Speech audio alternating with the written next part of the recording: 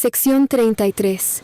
El horror de Malvinas. El viento helado de las Islas Malvinas barría la llanura, arrastrando consigo el aroma a sal y a metal oxidado. La sección 33 había sido destacada en la costa sur de la isla Soledad para vigilar cualquier actividad enemiga. Eran tiempos de guerra, y el enemigo podía venir desde cualquier dirección. Lo que nadie imaginó es que la peor amenaza surgiría del fondo del mar. El soldado Carrizo fue el primero en desaparecer. Su fusil fue hallado en la playa, con la correa rota y restos de algas negras pegadas al cañón. El cabo Díaz, que estaba de guardia esa noche, aseguraba haber escuchado gritos apagados mezclados con el romper de las olas. Algunos pensaron que Carrizo había desertado, pero otros, en voz baja, comenzaron a susurrar que había sido arrastrado por algo.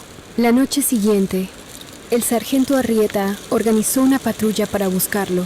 Bajo la luz pálida de la luna, los hombres avanzaron por la costa, iluminando las aguas oscuras con sus linternas. No tardaron en encontrar rastros extraños, grandes huellas viscosas que se alejaban del agua y se perdían entre las rocas. De repente, un chillido inhumano rompió el silencio. Desde el oleaje emergieron criaturas imposibles, con cuerpos cubiertos de escamas negras y ojos brillantes como brasas. Tenían fauces repletas de dientes afilados y brazos largos terminados en garras mortales. Antes de que los soldados pudieran reaccionar, las bestias se abalanzaron sobre ellos con una furia indescriptible. El combate fue breve y desesperado. Las balas apenas parecían detener a los monstruos. El sargento Arrieta gritó órdenes, pero su voz se perdió en el caos. Los hombres corrieron hacia una serie de cuevas en los acantilados, esperando encontrar refugio. Dentro de las cavernas, la oscuridad era total, y los túneles parecían no tener fin. Los soldados se movían con cautela, con el sonido de su respiración, mientras, tanto, la lluvia se intensifica. Desapariciones en la penumbra. Díaz desapareció en la oscuridad con un grito ahogado. El eco de su voz se perdió en el interior de la cueva. Nadie disparó, nadie reaccionó. Estábamos paralizados. «Díaz», gritó Pérez, apuntando con su linterna hacia el lugar donde había estado su amigo. La luz iluminó el suelo de piedra húmeda y unas marcas profundas, como garras, que se perdían en la negrura. Gómez se persignó y murmuró una oración. El sargento apretó la mandíbula. «No podemos hacer nada. Sigamos avanzando». Pero nadie quería moverse. La idea de seguir adelante cuando algo nos estaba cazando era demencial. Pérez negó con la cabeza. «Tenemos que buscarlo. No podemos dejarlo». «Silencio», ladró el sargento. «No griten, carajo. Sigamos, o vamos a hacer los siguientes». Entonces, algo se movió detrás de nosotros. Antes de que pudiéramos reaccionar, Pérez fue lanzado hacia la pared con una fuerza inhumana. Su cabeza chocó con la roca, y su cráneo se partió como un melón. El sonido de su muerte fue grotesco, un eco húmedo en la cueva. Gómez gritó, disparando a ciegas en la dirección de la sombra que se movía entre nosotros. Algo lo tomó por el tobillo. Antes de que pudiera reaccionar, fue arrastrado también. Gómez pidió ayuda, pero solo pudimos ver su mano arañando la piedra antes de desaparecer en las profundidades. Nos quedamos solo tres. El sargento, yo y Arrieta. Los disparos no servían de nada. La oscuridad era su aliada.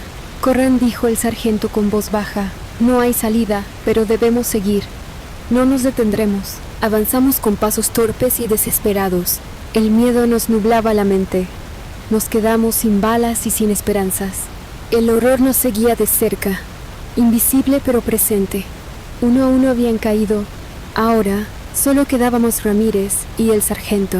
Mientras corríamos, podía sentir la frialdad de la cueva penetrando mis huesos.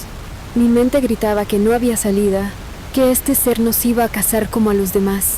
No era una guerra justa. No peleábamos con soldados. Ellos venían del mar. Y estaban aquí. El horror en la oscuridad. Corrimos. No sé cuánto tiempo estuvimos huyendo, pero cada segundo se sintió eterno. El aliento me quemaba los pulmones.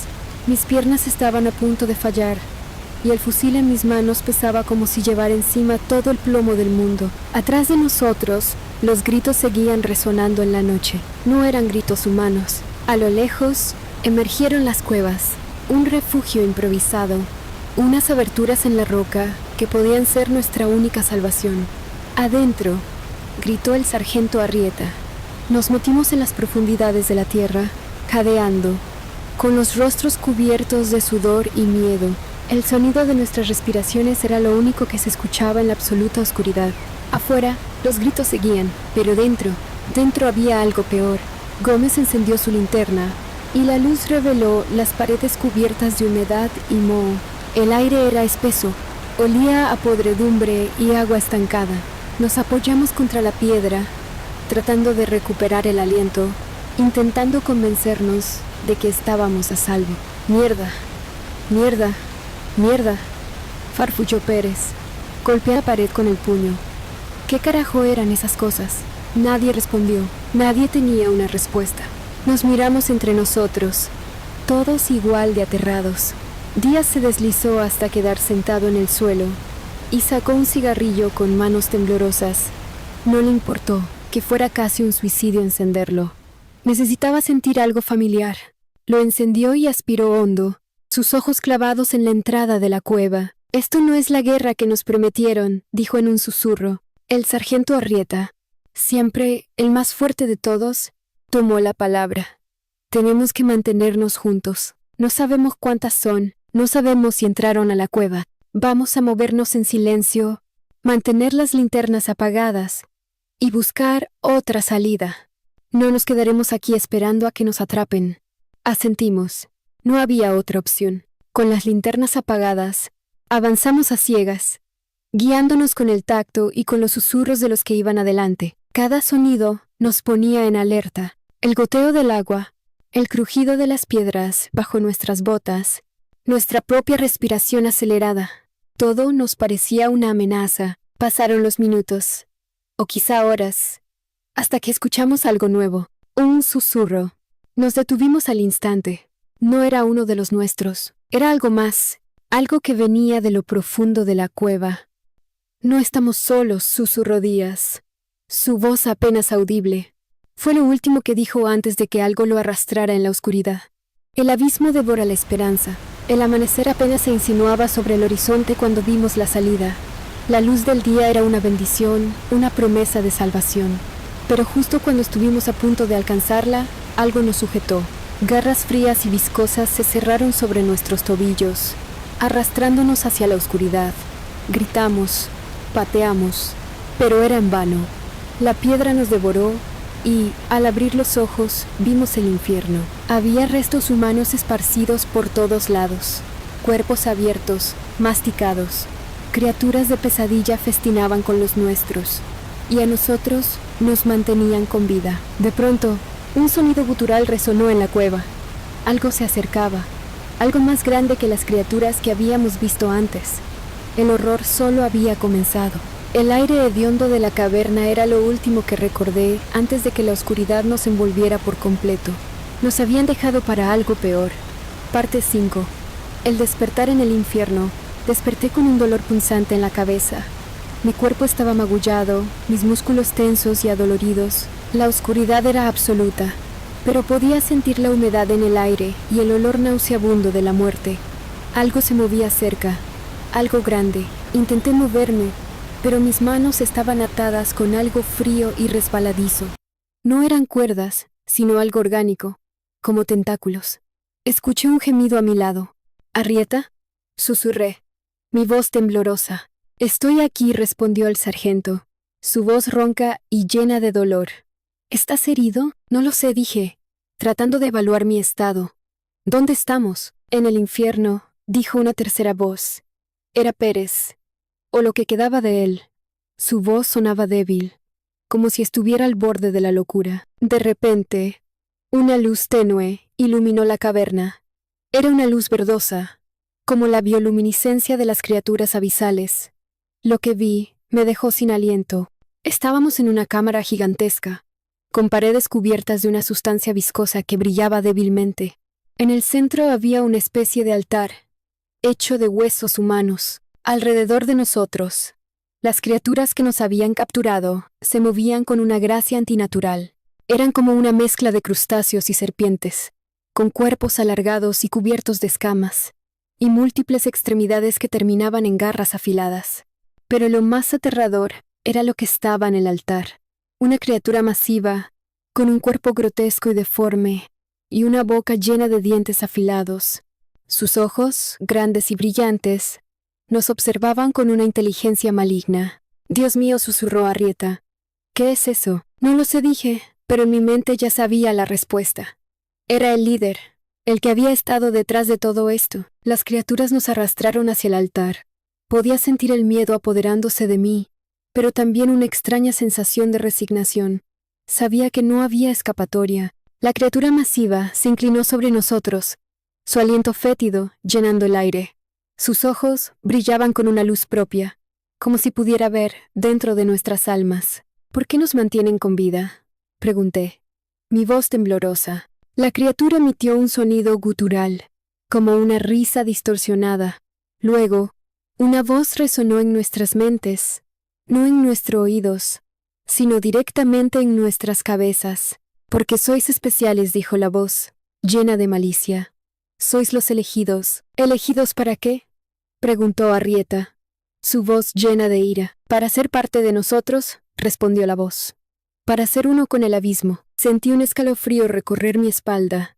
No quería saber lo que eso significaba, pero sabía que no tenía opción. Las criaturas nos sujetaron con fuerza, y la criatura masiva se inclinó sobre nosotros. Podía sentir su aliento en mi piel, su boca abierta lista para devorarnos. Pero entonces, algo cambió. Un sonido retumbó en la caverna, como un trueno lejano. Las criaturas se detuvieron, sus cabezas girando hacia la fuente del sonido.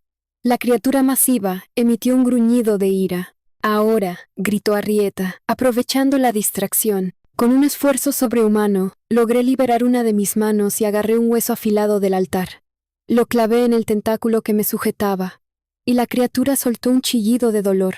Arrieta y Pérez hicieron lo mismo, luchando contra sus captores.